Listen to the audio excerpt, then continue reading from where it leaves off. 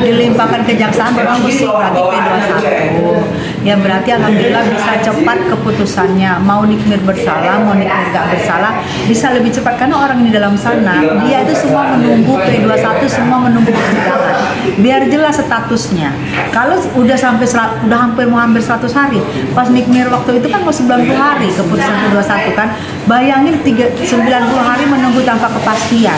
Dibilang damai kagak, dibilang bagaimana ini. P21 itu adalah semua orang yang ditahan sana akan senang dengan P21. Jadi dia jelas dengan statusnya. Bun, tapi kemarin ngelihat NM makin cetar keluar, seperti apa sih Bun? Ya, kalau aku cetar sekarang gini, dia di sana konsen untuk mempercantik diri, menambah keimanan, salah satu ngaji segala macam, mempercantik diri, tidak panas-panas syuting, tidak kena bedak-bedak make up, tidak kena kamera, otomatis kan wajah itu meregenerasi kembali, remaja kembali kan, tidak kena segala macam bedak-bedak make up. Jadi kalau dia cantik, kalau dia semakin keren, semakin putih, semakin bersih itu wajar. Karena di sana dia benar-benar mana lagi dari hatinya mungkin ya udah banyak belajar, udah banyak segala macam dan hatinya aura baiknya udah makin keluar. Jadi inner beauty itu semakin terpancar gitu loh. Jadi tapi cantiknya itu keluar itu kemarin diem ya. Diem itu kalau aku sih hati-hati itu dingin. Senyumnya pun dingin. Kita lebih takut sama orang yang diem dan dingin daripada orang yang kuat-kuat. Karena dia sesuatu pasti sudah merencanakan apa ini. Itu justru kita lebih siap-siap dengan orang yang penampilan di kemarin cantik tapi dingin. Kemarin kan dari hasil sidang prestasi kemarin itu juga sempat pihak kuasa hukum dari NM mengatakan akan terbuka untuk mediasi.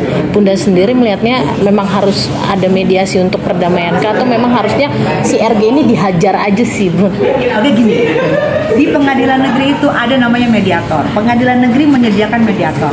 Kan kalau ini kan perdata itu harus saling tutup menuntut. Saling tutup menuntut kalau bisa kan kedua belah pihak hadir karena sama-sama prinsipal, penuntut prinsipal sama yang dituntut prinsipal harus hadir bertemu. Apa nih yang lo tuntut? Kalau bisa damai, kalau nggak bisa damai lanjut. Makanya disediakan mediator. Menurut gue itu adalah sesuatu yang wajar-wajar aja. Karena kayak gini lah, kayak perceraian kan itu perdata ya, kan ada mediasi, bisa diakurin nggak, bisa ada kata sepakat nggak, kalau nggak ada sepakat ya lanjut kan gitu. Jadi pentingnya prinsipal-prinsipal itu datang. Oke, kalau Niki kita pahamin dia lagi ada di dalam. Mungkin untuk izin akan susah, apalagi baru pelimpahan ke kejaksaan, mana adaptasi dengan rutan yang baru. Nah, harusnya tergugat prinsipal tergugat itu harusnya hadir. Tapi kan aku lihat dari sana, kalau dia hadir, gua hadir. Kalau dia nggak hadir, gua nggak hadir. Sekarang kan kita maklumin, pahamin posisinya itu bukan bebas. Ada di dalam, dan di dalam juga kan bukan laporan mereka, ada di dalam. Tapi nggak apa-apa, nggak masalah. Mungkin tanggal 19 ini kan ada lagi persidangan yang ketiga nih, perdata. Kemungkinan besar Nikmir hadir dan kemungkinan besar juga pihak tergugat juga akan hadir. Juga mau datang ke persidangannya Nikmir. Insya Allah aku akan selalu datang karena aku pikir aku pengen mengenalin masing-masing. Aku pengen kenal juga nih yang mana nih lawyer-lawyernya. Aku pengen lihat langsung ceritanya. Aku nggak mau dengar dari katanya. Aku pengen lihat langsung dan aku di sini aku juga akan belajar karena aku adalah seorang artis juga. Yang mana adalah di mana kita terima uang di situ ternyata tidak semuanya harus endorse. Jika tidak ya itu kan pembelajaran buat kita seorang artis nanti ke depannya kalau terima orang tiba-tiba kita dijebak dibilang terima uang kita kira endorse, kita udah belanja tiba-tiba bukan endorse. Itu kan pembelajaran buat gue juga harus datang, gue juga harus melihat karena ini adalah Nikmir ini termasuk ada junior gue gitu, karena dia ada di bidang artis pada saat aku juga ada di artis. Jadi aku pengen tahu kalau ini misalnya pemerasan, ini adalah baru satu-satunya artis kena dalam bidang pemerasan soal terima duit. Dan ini menurut gue sejarah. Karena selama gue jadi artis belum ada artis yang terima duit disebut pemeras. Baru ini, makanya aku pengen banget hadir. Gue wajar gak sih yang soal Nikmir itu menggugat 100 miliar ke RG? Oke, menurut gue malah sebenarnya mau wajar apa nggak wajar, ini masalah harga diri bos. Harga diri yang dipertaruhkan. Setahu aku harga diri itu nggak ada limit, no limit. Mau berapapun orang bisa aja dia tuntut 1 triliun. Jika harga dirinya dia merasa tersinggung, dia bisa tuntut sah-sah aja tuh nanti diputusin pengadilan. 90 hari ditahan, hampir 90 hari ditahan, sekarang udah hampir 100 hari. Dikalkulasi dengan mungkin ada kali kontrak-kontrak yang dibatalkan atau kontrak-kontrak ke depan yang semua cancel atau seberapa hari, itu wajar-wajar aja. Kalau menyangkut jika pemerasan ini dikabulkan, berarti harga dirinya Nick Mir menjadi seorang pemeras, berarti kan terbantahkan. Harga diri di sini yang jauh lebih mahal. Nah, nanti tinggal kita tunggu pengadilan mengokekan atau mengiyakan atau gimana nih, kita tinggal tunggu. Menurut gue 100 miliar itu terlalu kecil buat Nick Mir. Bun, tapi ngelihat artinya kan Bunda ngikutin kasus ini juga ya Bun, tapi kok sampai detik ini dari pihak HRG sendiri kayak kebal hukum gitu loh Bun, nggak memunculkan diri dan malah kuasa hukumnya yang berkoar-koar terus gitu. Sedangkan ketika NM diwakili oleh Bang Fahmi sendiri kayak ya udah munculkan NM-nya gitu, lucu gitu, padahal yang jelas-jelas dia kan tidak ditahan, harusnya yang munculkan saja. Nah itu tadi dari awal aku bilang kan katanya pihak tergugat prinsipal akan hadir jika pihak penggugat prinsipal hadir. Kan aku bilang yang nahan kan kalian. Kalian harusnya paham bahwa mereka tidak sulit untuk menghadirkan seorang Nick Mir yang ada di dalam. Kalau yang menahan kalian, kenapa harus begitu persyaratannya? Otomatis kalian secara nggak langsung mau mengeluarkan Nick Mir, keluarkanlah Nick Mir. Kalian keluarkan Nick Mir, Nick Mir pasti akan datang. Tapi kalian kan nggak keluarin Nick Mir. Izinnya kan susah. Tapi itu mungkin menurut gue adalah alasan yang dicari-cari, alasan yang mengada-ngada gitu. Nah nanti jika makanya aku kok bagus juga kayak gini, jadi Bang Fahmi akan semakin kuat alasannya untuk mengeluarkan Nick Mir di tanggal 19 nanti, biar bertemu. Kita juga mau tahu kan pertemuan mereka di Perdata, bagaimana ini seorang macan lapar akan keluar. Gua rasa di depannya akan disantap semua. Bun, tapi kalau kemarin kan Bunda juga sempat ditemenin anak juga ya Bun. Anak sendiri sekarang udah mulai nice juga Bun mengikuti perkara ini gitu. Ya, justru aku mendukung Niki adalah karena anak aku yang meminta. Dulu anak aku dibilang sadako. Anak aku dulu 6 tahun kami berantem. Nah, anak aku sekarang dulu mendengar kata sadako aja aku udah pusing. Sejak dia lulus S2 dengan nilai nilai kumlot 38 nilai kumlot, dia merasa berkat dia diledek sama Nick Mir, dia menjadi memacu dirinya untuk harus pintar, untuk harus ini, dan dia ternyata dia bisa lulus dengan baik dan sekarang menjadi dosen. Aku baru nganterin dia jadi dosennya. Nanti aku lihatin. Jadi menurut aku seorang anak muda yang terpacu karena diomongin Nick Mir dan sekarang dia menjadi dosen. Ini dia langsung lagi mengajar ya. Terima kasih sentikan para perawan ini. Ini dia lagi mengajar. Dia dosen di salah satu universitas. Dia yang nyuruh aku dukung Nick Mir. Apa dia bilang, Mami, kok Tante Niki tahu ya aku sadako, kan aku keturunan Jepang memang. Katanya malah dia sekarang yang meminta aku mendukung Nick Mir. Dia yang meminta, makanya aku dukung gitu loh. Aku merasa pun kalau bukan anakku yang meminta, nggak mungkin aku mendukung seorang Nikita Mirzani. Tapi karena anakku merasa efek yang dikatakan oleh Nikita Mirzani memacu dia untuk dia supaya jadi pinter. Ini waktu dia ngajar, ini dosen ini mahasiswanya, ini dia mengajar bahasa Inggris. Karena dia mau lanjut S3 bahasa Inggris, tapi syaratnya kamu ngajar dulu, ilmunya diterapkan dulu. Jadi ada 2 kampus yang terima dia gitu. Jadi aku, dia yang menyuruh aku mendukung Niki. Mami nggak apa-apa, Tante Niki justru tahu kalau aku darahnya Jepang. Aku dibilang sadako tuh hantu Jepang. Sekarang dia baru nyadarin, Mami harus dukung Tante Niki. Kasihan Mami adiknya Loli, kasihan Mami adik-adiknya Loli itu ada Aska Akana. Karena dia yang menyuruh aku. Dan waktu live kemarin, dia yang jawabin 12.000 loh. Komentar. Dia yang menjawabin komentar dan dia sekarang duduk tegar dan dia pengen Nikitanya bebas. Nah anakku aja meminta, kenapa aku nggak meminta? Hati-hati ya say. Iya sayang, hati-hati. Pantes betah si dokter di atas ada orang itu. Lah bukan kan? Enggak kan? Oke.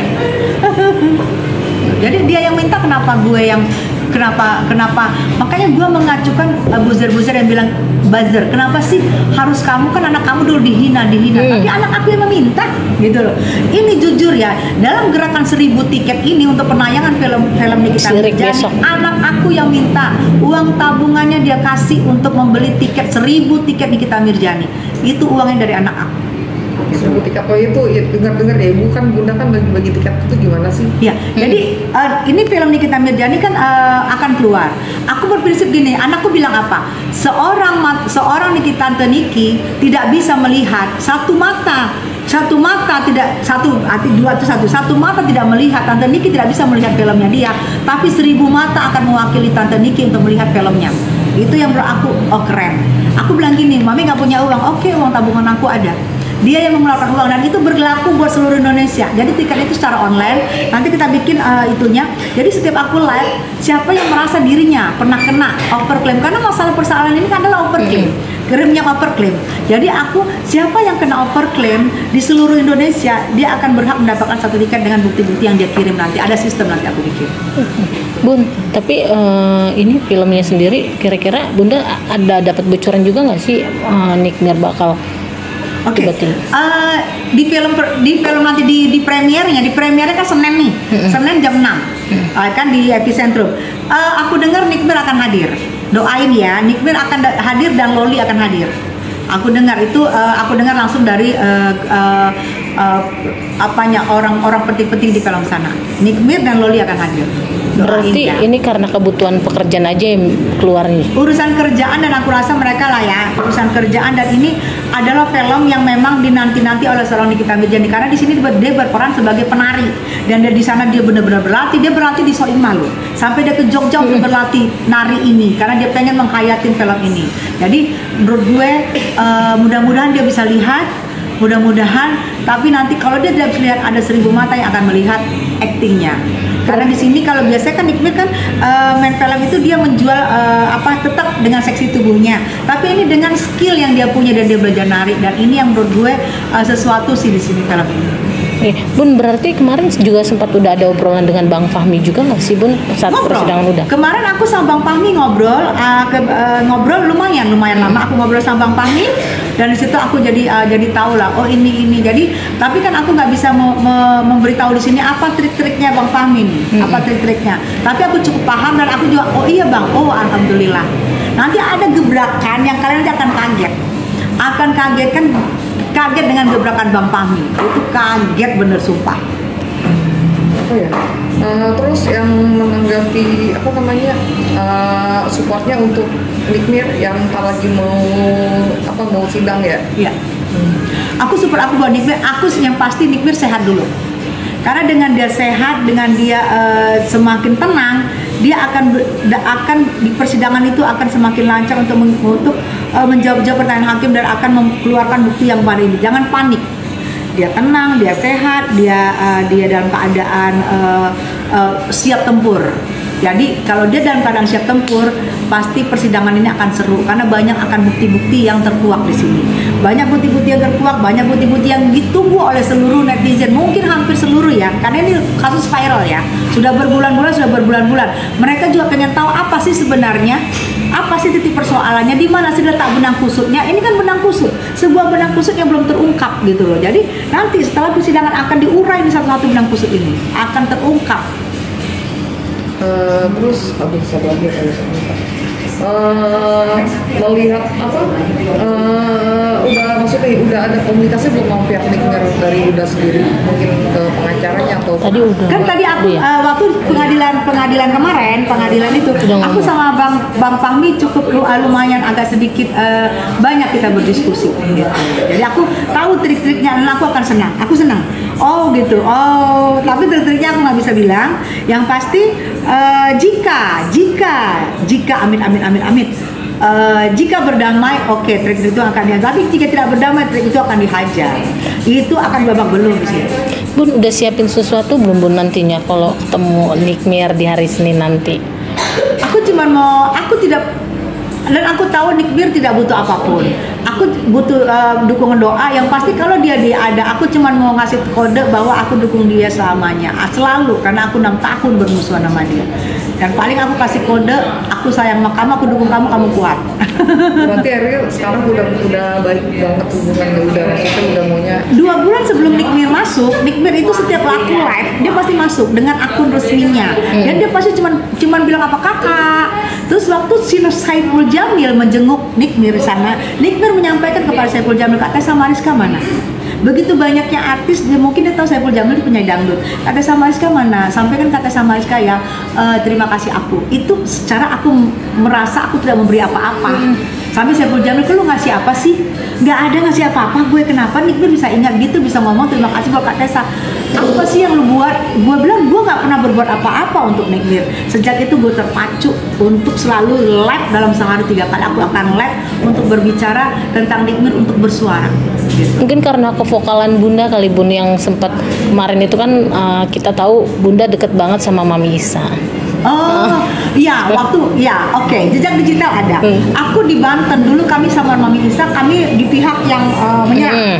Oke, sampai dia Niki masuk kami tumpengan. Itu betul. Dan itu yang aku tebus sekarang. Kemarin jika Nikmir tidak P21 dan Nikmir tanggal 2 Juni kemarin keluar, aku sudah siapin tumpeng di situ. Sudah ada 2 tumpeng besar buat Nikmir di situ, kan aku membalas bahwa waktu kemarin di Banten aku tumpengan buat kamu, sekarang kalau kamu keluar aku juga tumpengan buat kamu. Jadi aku akan membalas gitu. Oke. Berarti Mami, Bunda sama Mami emang udah pecah kongsi atau gimana sih?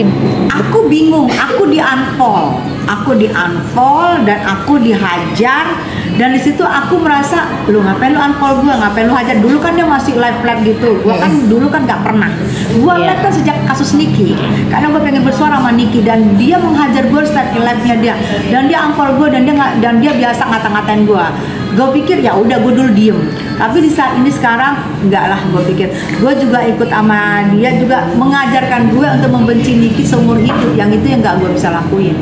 Kalau ada kebaikan orang, anak kita juga nyuruh baik, kenapa aku harus membenci dia seumur hidup? Kenapa hati aku harus membatu? Oke. Iya.